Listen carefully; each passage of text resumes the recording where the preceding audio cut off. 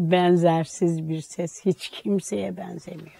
Yürekten çıkıyor, yürekten geliyor. O yüzden haksızlıklara karşı geliyor. Yani benim bütün derdim haksızlıklara karşı gelmek. O nedenle protest şarkıcıyım.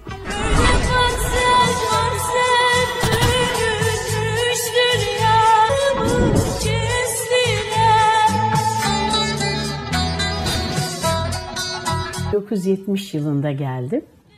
Öğrenciydim henüz. Fakültenin son sınıfındaydım.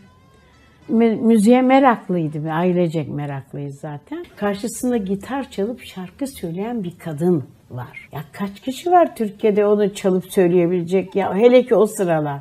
Hadi şimdi var da o sıralar gitar çalıp şarkı söyleyen yok.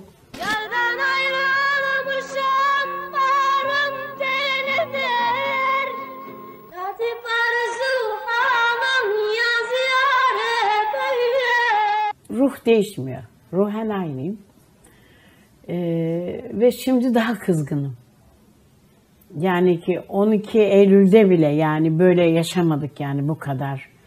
Korka korka yaşamak ne diyorum ya. Bir tweet atıyor, hapse gidiyor adam. Böyle bir şey olabilir mi ya? 12 Eylül'de ben hapse girdim 3 kere. Ama doğru dürüst yargılandım. Hepsinden aklandım. Ama şimdi doğru dürüst yargılama da yok. Çok fena.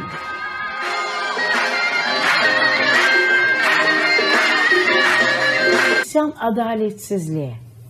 Ve yalnız bizim ülkemizde değil, dünyada bir sürü yerde adaletsizlik var. Bu isyan nereden geliyor demiş. Bu isyan işte dünyadaki adaletsizlikten geliyor. Dostum dostum, güzel dostum.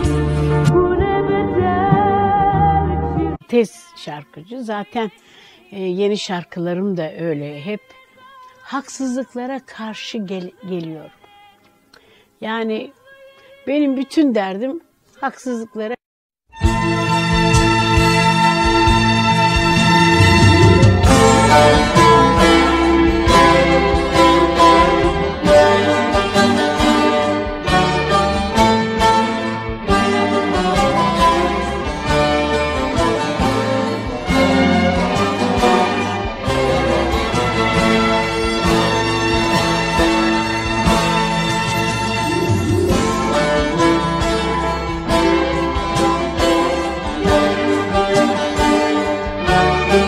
Yani daha iyi gibi görünüyor ama daha kötü. Onu söyleyeyim. Çok açmayayım biraz yani tekrar hapislere düşmeyelim. Çok aç dersen çok fazla açılırım ve sonum iyi olmaz.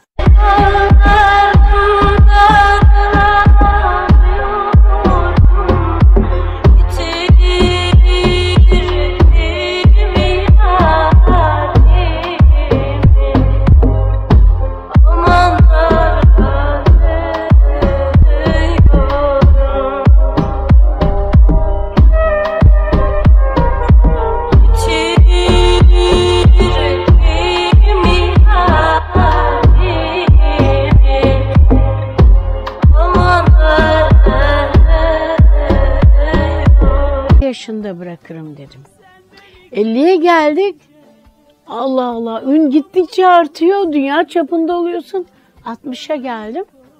60'tan sonra hepten koptu. Yani bırakmak diye bir şey asla olamaz.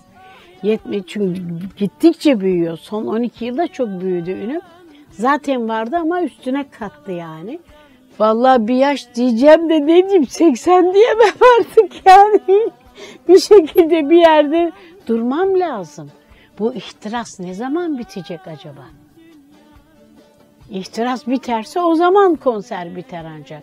Bu ihtiras oldukça ölene kadar. İnce ak